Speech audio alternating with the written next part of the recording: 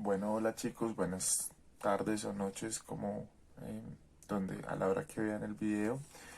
Eh, Voy a intentar hacer este tipo de videos para explicarles algunos temas, algunos conceptos claves que considero que son necesarios para que tengan en cuenta al momento de desarrollar las guías, los talleres que voy a ir dejando a lo largo de estas semanas. Entonces, lo que nos corresponde en este primer momento es hablar un poco de cómo se pobló el mundo, de cómo el ser humano fue llegando a nuevos lugares y cómo el ser humano logró al final pues estar en todo el planeta como actualmente se encuentra. Entonces, eso es lo que vamos a intentar de explicar ahorita, lo que vamos a intentar de aclarar ahorita. Tienen la base de la guía que también tiene algunas cuestiones, algunos textos que les va a aclarar las dudas, y también otro video que está que voy a subir prontamente y que está en la guía que aclara este tema. Entonces, bueno, para hablar del poblamiento del mundo, para hablar del poblamiento de la Tierra, tenemos que tener dos conceptos claros, tenemos que tener dos conceptos básicos que ya lo hemos venido trabajando en clases, y es el primer concepto, nomadismo, y el segundo concepto, sedentarismo. El primer concepto, nomadismo, recuerden ustedes que hace referencia a que el ser humano no tiene un lugar estable de vivienda, es decir, que se tiene que estar movilizando constantemente eh, por diversas zonas del mundo, principalmente por buscar su alimento. Eso es lo fundamental. Recuerden ustedes que la especie humana y cualquier otro tipo de especie animal, a excepción de las plantas, no pueden quedarse quietas generando su propio alimento, sino que tienen que buscar su alimento en el medio ambiente. Entonces, no vamos a ver, por ejemplo, a una planta o a un árbol desplazándose largas distancias intentando buscar su alimento, sino que estas simplemente se quedan quieticas y a través del proceso de la fotosíntesis pueden generar su propio alimento. Esto no pasa con la especie humana, no pasa con las especies animales, y pues la especie humana y las especies animales tienen que buscar su alimento.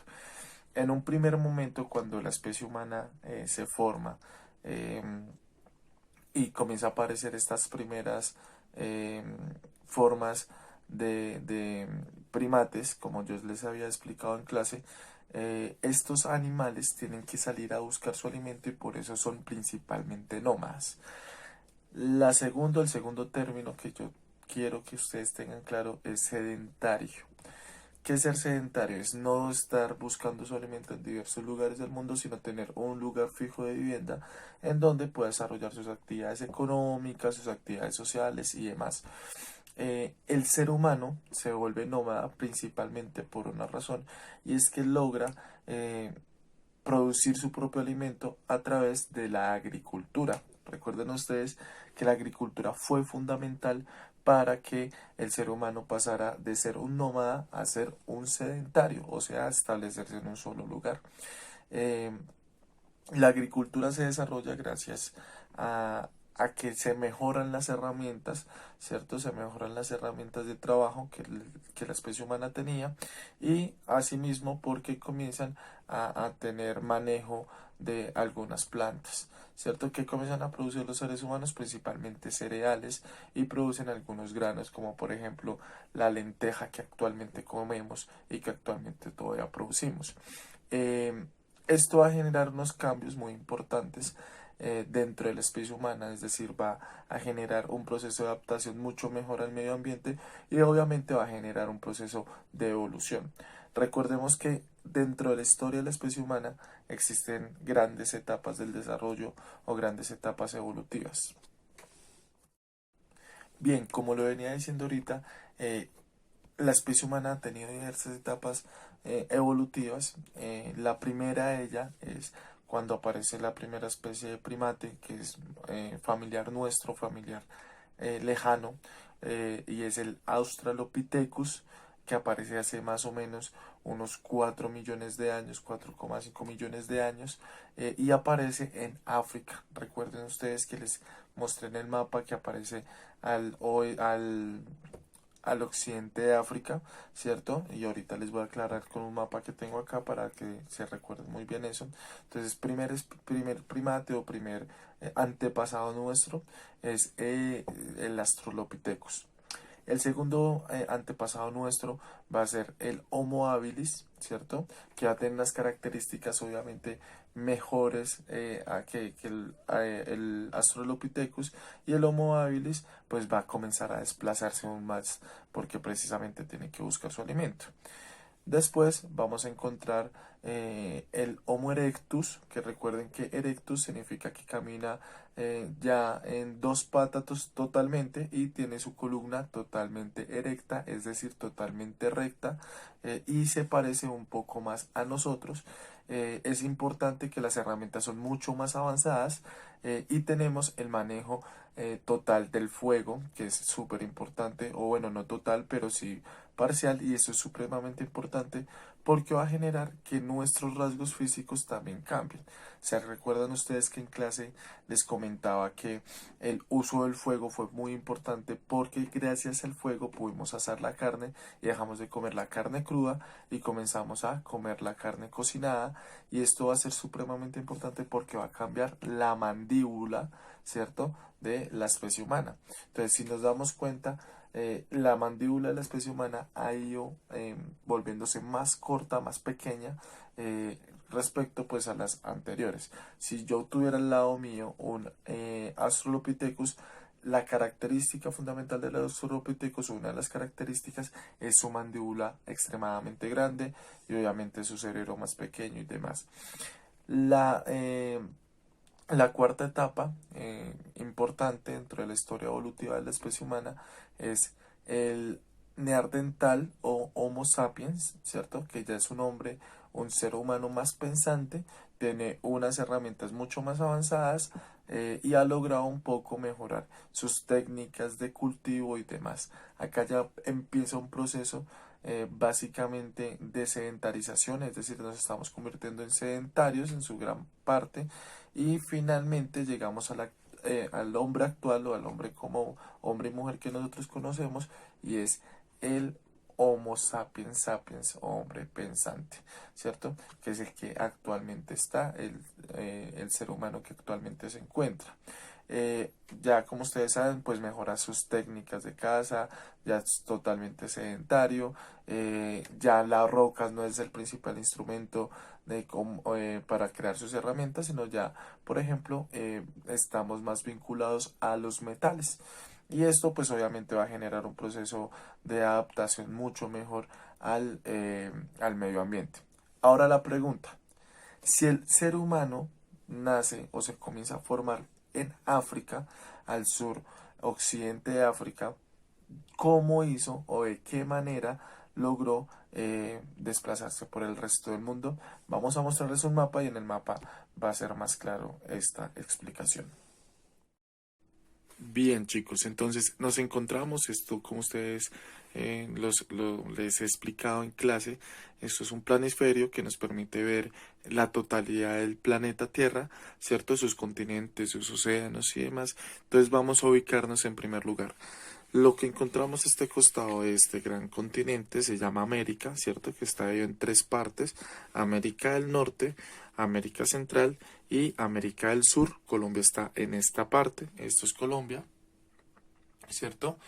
Al costado oriental de América se encuentra el Océano Atlántico, y al costado occidental se encuentra el Océano Pacífico, que va a ser muy importante para las próximas ediciones que vamos a tener.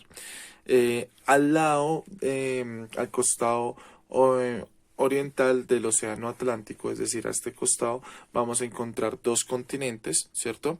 El primer continente, que va a ser supremamente importante para entender este tema, va a ser el continente africano, ¿cierto? Que va a ser toda esta parte, ¿sí? Toda esta parte, incluyendo Madagascar, que hay una película muy famosa que de pronto ustedes han visto.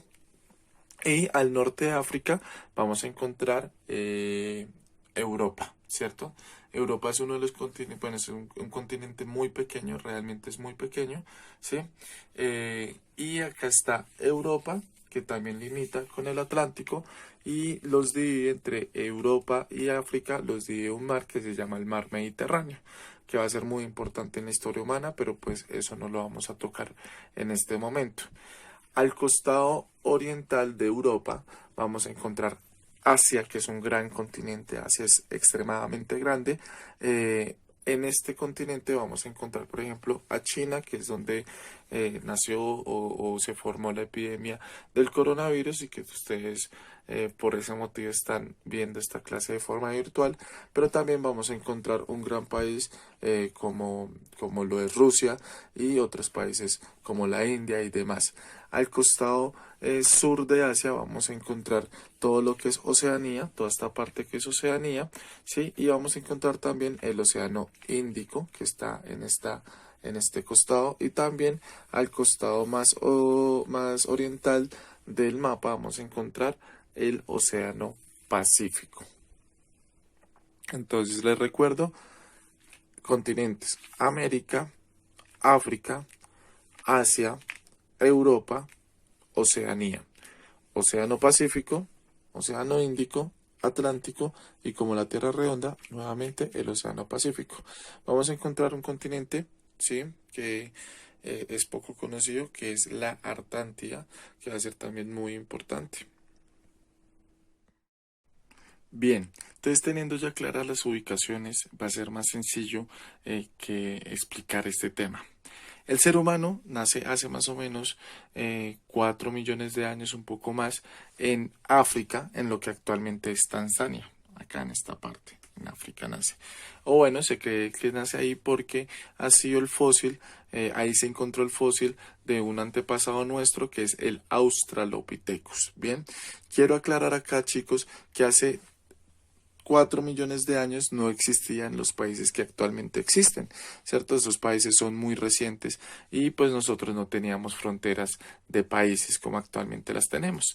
En ese momento, cuando nace el Australopithecus o aparece el Australopithecus en el planeta Tierra, el Australopithecus va a comenzar a desplazarse, ¿cierto?, por toda esta parte del continente africano, y logra dominar o migrar o estar en toda esta zona, ¿cierto? En esta zona oriental de África, debido pues precisamente a que todavía es una especie nómada, entonces tiene que salir a buscar su alimento, y buscando su alimento comienza a desplazarse principalmente hacia el norte. Ahora, el Australopithecus no logra ocupar toda la parte o toda África, precisamente porque sus herramientas son muy rudimentarias, es decir, son muy viejas y son poco efectivas. Posteriormente pasaron miles y miles de años, recuerden que estamos hablando de miles de años, y eso en la guía sale muy claro. Aparece una nueva especie o un nuevo antepasado nuestro, que va a ser el Homo habilis. El Homo habilis va a lograr Homo habilis va a lograr poblar toda la parte norte de África, que va a ser un asunto muy importante, porque precisamente ha mejorado sus técnicas y ha mejorado sus herramientas, y se ha adaptado mucho mejor al medio ambiente.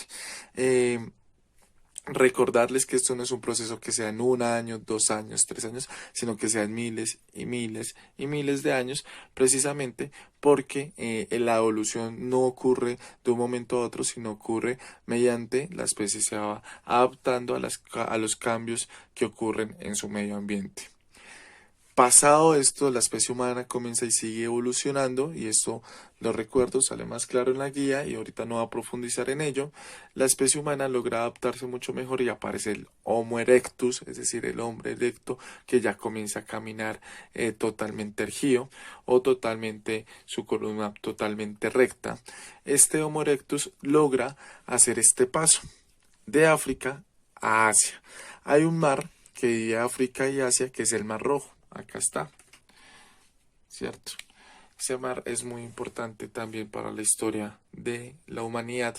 El Homo erectus logra pasar a Asia, ¿cierto? Y comienza a poblar todo lo que es el sur de Asia.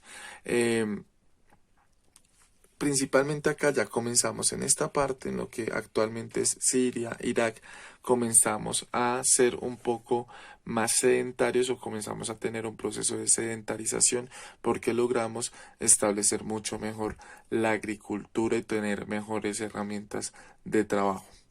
Efectivamente, el ser humano sigue evolucionando miles de años después y el Homo neandertal o Homo sapiens comienza ya a poblar casi toda esta parte del mundo, ¿cierto? Europa la pobla y pobla casi todo Asia. Hasta ahí, digamos que el ser humano ha llegado a toda esta parte, ¿cierto? El neandertal logra copar toda esta parte, ¿cierto? Y comienza precisamente a poblar el mundo. Entonces recuerden cómo se da el poblamiento del mundo desde África hacia el norte, del norte logran pasar a Asia, posteriormente llegan a Europa, después el norte de Asia, lo que actualmente es Oceanía, y falta un continente que es América. Y con América hay unas teorías acerca del poblamiento de América. Para esto vamos a hacer un próximo video aclarando muy bien este tema porque la idea es que ustedes también saquen sus propias deducciones. La pregunta para la próxima clase o para la próxima sesión sería ¿cómo llegó el ser humano a este continente? ¿Listo? ¿Dónde están nuestros antepasados y de dónde venimos? Pero recuerden, el Homo neandertal u Homo sapiens es el que comienza a poblar gran parte del mundo.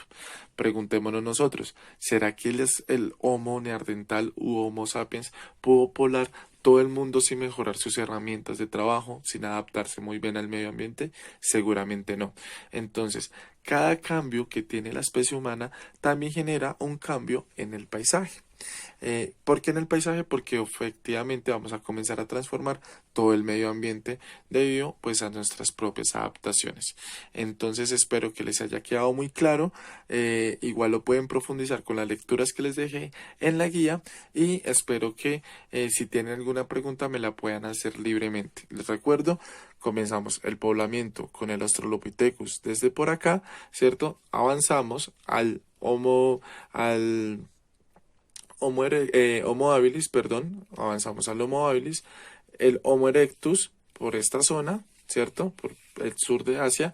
Posteriormente el neandertal ya comienza a colonizar o a poblar todo el mundo. Y actualmente pues ya casi que todo el mundo está poblado. Hay unos lugares donde hay más población que otros, ¿cierto? Si por ejemplo nosotros miramos la población de China con respecto a la población de la Antártida, pues nos vamos a dar cuenta que es mucho mayor la población de China que la población de Antártida, o incluso es mucho mayor la población de Antártida que la población de Colombia. Estos ya se ven a otros cambios y a otros fenómenos que verán mucho más adelante. Entonces, les recuerdo, acá les dejo el mapa y voy a subir en la guía también un mapa para que se ubiquen. Entonces, muchas gracias por poner la atención y espero que les haya servido el video.